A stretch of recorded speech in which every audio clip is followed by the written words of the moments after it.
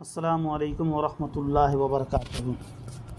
مسلک اعلیٰ حضرت سے دشمنی کیوں ہے؟ اپنے ہی گراتے ہیں نشے من پہ بجلیاں، اپنے ہی جلاتے ہیں آباد آشیانے۔ مسلک اعلیٰ حضرت کے سچے متوالوں اور اعلیٰ حضرت سے سچی محبت کرنے والے سنی بریلوی مسلمانوں، علامہ ضیاء المصطفیٰ اور ان کے چیلے چپاڑی کے کالے کرتوت سے آپ لوگ واقف نہیں ہوں گے۔ آئیے آج ان کے چہرے سے نقاب ہٹاتا ہوں۔ ہانگل شریف کرناٹک کے ایک جلسے میں مولوی احتشام نے کہا کہ اللہ نے بھی قرآن میں گالی دی ہے، فرق یہ ہے کہ اللہ نے عربی میں گالی دی ہے اور ہمارے عالم اردو میں گالی دیتے ہیں۔ نعوذ باللہ، اللہ کو گالی دینے والا، کہنے والا مسلک اعلیٰ حضرت کا ٹھیکیدار کیسے ہو سکتا ہے؟ سوچئے۔ یہ تقریر علامہ ضیاء المصطفیٰ کو بھیجی گئی اور اس طرح کی بدتمیزی کا ذکر کیا گیا تو محدث کبیر نے کہا کہ اس میں کوئی قباحت نہیں۔ نعوذ باللہ، سوچئے اور خوب سوچئے کہ اتنی بڑی خباثت پر کس دریدہ دہنی کے ساتھ جواز کی سند فراہم کر رہے ہیں۔ مولوی احتشام اور مولوی خلیل جو اصل میں مسلک اعلیٰ حضرت کا سب سے بڑا غدار ہے، یہ دونوں اور ان کے جیسے ہندوستان بھر میں مسلک کی ٹھیکیداری کرنے والے مولوی کہتے ہیں کہ دارالہدیٰ ہانگل شریف کرناٹک اور اس جیسے بہت سے اہل سنت کے دوسرے ادارے صلح کلیوں کے ادارے ہیں، کیونکہ وہاں پر ہر طرح کے لوگ اور طلبہ پڑھتے ہیں۔ یہ لوگ دارالہدیٰ جیسے اداروں کی مخالفت میں جلسہ کرتے ہیں، اس کا بائیکاٹ کرتے ہیں، اس میں تعلیم حاصل کرنا حرام بتاتے ہیں۔ غریب مسلمانوں کے جو بچے یہاں تعلیم حاصل کرتے ہیں ان کے ماں باپ پر دباؤ بناتے ہیں کہ بچوں کو جاہل رکھو مگر اپنے بچوں کو ان اداروں میں نہ پڑھاؤ۔ ان دونوں سے پوچھئے، علامہ ضیاء المصطفیٰ کے صاحبزادے مفتی ابو یوسف ازہری جامعہ ازہر کے تعلیم یافتہ ہیں یا نہیں؟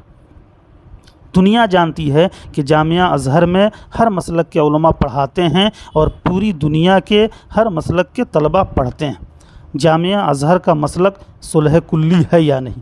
تو پھر علامہ صاحب نے اپنے بیٹے کو جامعہ ازہر پڑھنے کے لیے کیوں بھیجا؟ کیا مفتی ابو یوسف ازہری نے جامعہ ازہر میں وہابی اخوانی صلح کلی اساتذہ سے سبق نہیں پڑھا؟ اگر پڑھا تو ان کے لیے صلح کلی ادارے میں تعلیم حاصل کرنا کیوں کر جائز ہوا؟ اور صلح کلی سلفی، وہابی اور اخوانی اساتذہ سے تعلیم حاصل کرنا کیوں جائز ہوا؟ کیا جب مفتی ابو یوسف ازہری جامعہ ازہر گئے تھے اس وقت خلیل و احتشام بابا، قاضی مشتاق اور ان جیسے دوسرے مولوی مثلا غلام جیلانی، شریف مصباحی وغیرہ نے اس کی مخالفت کی تھی؟ اگر کی ہے تو کوئی ثبوت پیش کریں، اور اگر نہیں کی ہے تو پھر کیوں ابھی تک مسلک اعلیٰ حضرت کا خون کرتے جا رہے ہیں؟ علامہ کو بھی اپنا موقف واضح کرنا چاہیے کہ وہ جامعہ ازہر کے اساتذہ کو کیا سمجھتے ہیں۔ کیا جامعہ ازہر کے علماء دیوبند کو کافر کہتے ہیں اور صرف مسلک اعلیٰ حضرت ہی کو حق اور سارے مسلک والوں کو باطل کہتے ہیں؟ ہرگز نہیں کہتے ہیں۔ تو کیا علامہ کے بیٹے نے جامعہ ازہر کے اساتذہ کے سامنے علماء دیوبند کا کفر اجاگر کیا؟ ہرگز نہیں کیا۔ کیا علامہ ضیاء المصطفیٰ گھوسوی نے علماء ازہر کے سامنے دیوبندیوں کی کفری عبارات پیش کر کے ان کے کافر ہونے کی تصدیق کی کوشش کی؟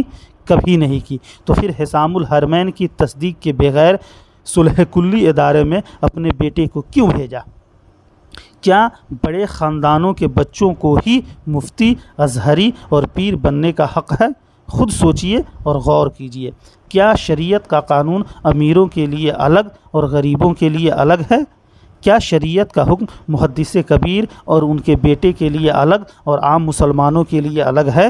جب کسی علامہ کا بیٹا صلح کلی ادارے میں تعلیم حاصل کر کے بھی مسلک کا غدار نہیں تو پھر کسی سنی ادارے میں پڑھنے والا مسلک کا غدار کیسے ہو سکتا ہے؟ مسلک اعلیٰ حضرت کے ان غداروں سے ہوشیار رہیں، اپنا ایمان اور اپنا دین بچائیں۔